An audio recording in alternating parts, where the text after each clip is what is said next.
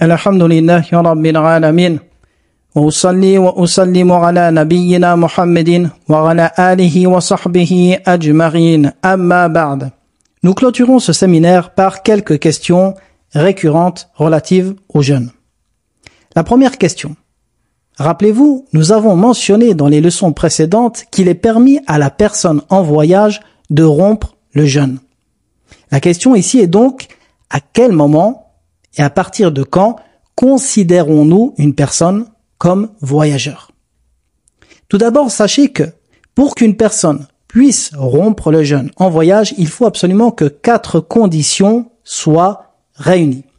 La première condition, que la personne ait l'intention de voyager. Par exemple, une personne prendrait sa voiture pendant des jours du mois du Ramadan et sortira avec sa famille se promener jusqu'à dépasser la distance à partir de laquelle nous considérons la personne en voyage. Et à ce moment-là, cette personne se dirait « Ah bah tiens, je vais rompre le jeûne car je suis voyageur. » Eh bien non. Ici, il ne peut pas. Pourquoi? Car l'intention, à la base du départ, doit être présente. Il doit avoir l'intention de voyager. Deuxième condition, pour qu'il puisse rompre le jeûne, il faut que cette personne dépasse les habitations de sa ville ou de son village, quand bien même celle-ci s'étendrait sur des kilomètres. Par exemple, un habitant de la ville de Médine devra dépasser toutes les habitations de celle-ci, même s'il devrait rouler 20 kilomètres, pour pouvoir commencer à rompre le jeûne. Troisième condition, il faut que le voyage que cette personne entreprend soit licite. Un exemple, une personne qui voudrait voyager pour acheter une chose illicite, ou voler, ou encore commettre un acte illicite avec une femme, eh bien il ne lui est pas permis de rompre le jeûne. Pourquoi?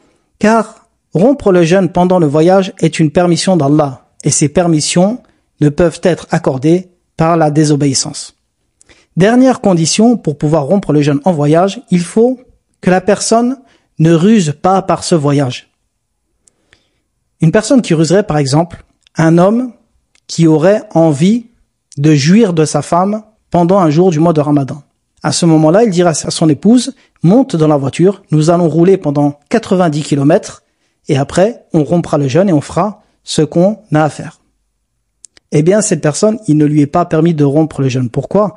Car il faut que ce soit un voyage, un vrai voyage, et pas une ruse. Et cet exemple a été mentionné par notre cher Sulayman Ar-Ruhayli, hafidhahullah. Très bien. Maintenant, on a cité les conditions. Parlons ici de la distance. À quel moment et à partir de quelle distance nous considérons la personne comme voyageur? Eh bien, l'avis de la majorité des savants est que cette distance est de 80 km environ. Pourquoi? Par rapport à la parole du prophète alayhi salatu wassalam, où il dit, dans le sens du hadith, il n'est pas permis à une femme de voyager sans mahram d'une durée de 1 jour et d'une nuit. Et cette durée, en équivalence avec les kilomètres et le voyage de l'époque, correspond à 80 km environ. Ceci est une base en termes de kilomètres. Mais attention, il se peut qu'un voyage d'une distance bien plus courte soit considéré comme tel, c'est-à-dire comme un voyage. Pourquoi? Pour la dangerosité d'une route, par exemple, ou son inaccessibilité. Par exemple, une personne qui vivrait dans une montagne très reculée avec des routes sinueuses et impraticables. Eh bien, cette personne, elle peut faire 20 km jusqu'au village d'après et être considérée comme voyageur dans le village d'après. Et ici, on revient à quoi? On revient aux coutumes et aux mœurs qui sont en vigueur dans ce pays ou dans cette région. Par exemple, si dans cette contrée, il est connu que la personne qui vient de tel village est un voyageur, pourquoi?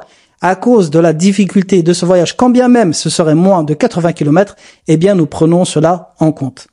Maintenant, pour des routes praticables et pour la base, nous disons environ 80 km, et ceci est l'avis de notre cher Sulayman Ar-Ruhayli hafidhahullah et d'autres savants. Très bien, donc une personne qui entreprendrait un voyage avec l'intention d'une distance de plus de 80 km, une fois qu'il aurait dépassé les habitations, que son voyage est licite, à partir de ce moment-là, il peut rompre le jeûne. Quand bien même il aurait mis l'intention de jeûner ce jour-là, selon l'avis le plus juste des savants. Voici la première question. Deuxième question. Quel est le jugement du kuhl pendant le jeûne? Le kuhl, c'est une sorte de mascara qui a des vertus thérapeutiques et médicinales qu'on met sur les cils. Est-ce qu'il est permis ou non d'utiliser le kohl? Et le kohl, comme l'a dit Ibn Taymiyyah, n'annule pas le jeûne. Même si certains jurisconsultes voient cela, l'avis le plus juste est qu'il n'annule pas le jeûne. Il existe un hadith où le prophète alayhi salatu wassalam aurait utilisé le kohl pendant le jeûne du mois de Ramadan, mais celui-ci, sa chaîne de transmission n'est pas authentique chez beaucoup de savants du hadith. Troisième question. Quel est le jugement de l'encens et du parfum pendant le jeûne du mois de Ramadan? Ibn Taymiyyah voit que ni le bukhur, l'encens, ni le parfum annulent le jeûne. Même si Cheikh al-Uthaymin nuance un peu les propos en disant que l'encens, si la personne respire la fumée comme elle respirait la fumée d'une cigarette, eh bien son jeûne serait caduc. Quatrième question. Est-il permis de goûter de la nourriture pour la personne qui cuisine pendant le jour du mois de Ramadan?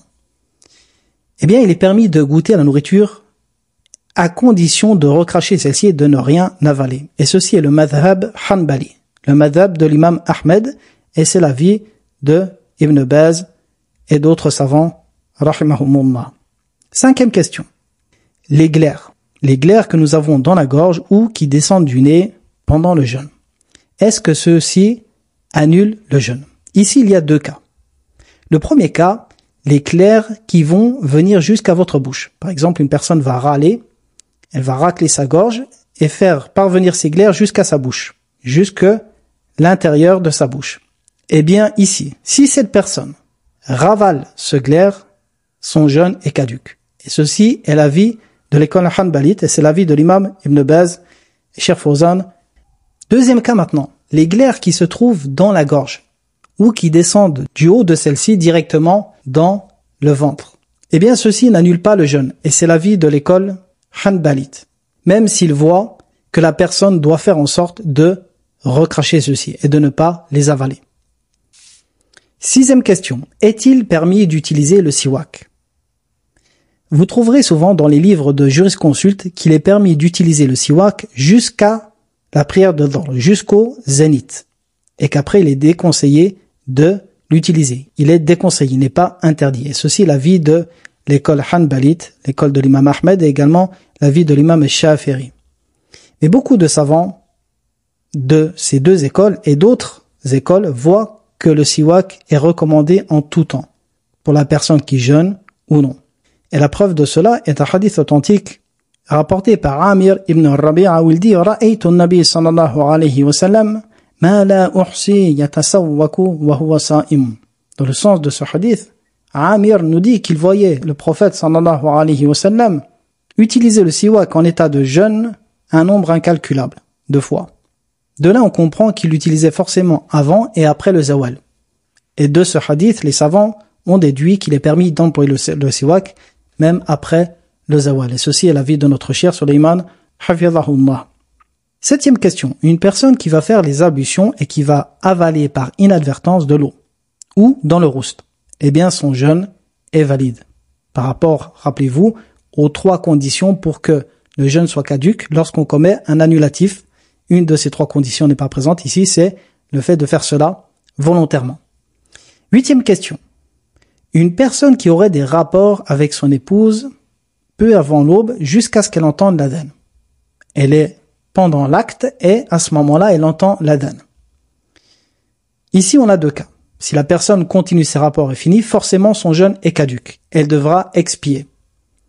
Par contre, si la personne se retire directement, ici les savants ont divergé.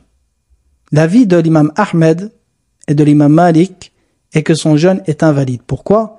Car le fait de se retirer représente un mouvement qui fait partie des mouvements des rapports. Donc il a commis un acte du rapport pendant le jour du Ramadan. Donc il doit rattraper son jeûne. Son jeûne est invalide.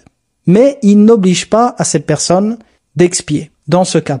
Et le deuxième avis, qui est l'avis de l'imam Shafi'i et de l'imam Abu Hanifa, est que son jeûne est valide. Pourquoi? Car la personne qui s'arrête, qui se retire, au moment où il entend l'adhan, est semblable à la personne qui arrête de manger et recrache ce qu'il a dans la bouche, ou qui arrête de boire. Il n'y a pas de différence entre ça et ces deux cas. Donc de là, ils ont dit, il n'y a pas de différence. Son jeûne est valide. à partir du moment où il se retire directement dès qu'il entend l'adhan, eh bien son jeûne est valide. Et ceci est l'avis de l'imam Ibn Taymiyyah, et également de Cheikh Ibn Baz et Cheikh Al-Uthaymin, rahimahumullahu ta'ala. 9e question. Quel est le jugement du liquide préséminal? Qu'est-ce que le liquide préséminal? Le liquide préséminal est le liquide transparent qui sort en très petite quantité lorsque l'homme est excité, lorsqu'il a des désirs. Le liquide préséminal, il ne vient en général que par désir, excepté certaines personnes qui ont des maladies particulières, mais la base est que ce liquide vient à partir du moment où l'homme est excité. Très bien. Est-ce que ce liquide invalide le jeûne, la sortie de celui-ci? L'avis de la majorité des savants est que ce liquide n'annule pas le jeûne. Et ceci est l'avis de l'imam Shafi'i, de l'imam Abu Hanifa, de l'imam Ibn Taymiyyah, de Cheikh Ibn Baz, de Cheikh Fawzan et de l'Uthaymin, rahimahumullahu jami'an. 10e question. Une personne qui regarderait des choses avec insistance qui provoquerait une éjaculation. Est-ce que son jeûne est invalide? Ici, on a 2 cas. Si la personne voit une chose et que de ce premier regard, elle a une éjaculation, eh bien son jeûne est valide. Car ceci n'est pas volontaire et il n'est pas responsable. Par contre, si la personne regarde cette chose avec insistance, au-delà du premier regard, et que elle a une éjaculation à partir de ce moment-là, son jeûne sera caduc et il devra le rattraper. 11e question.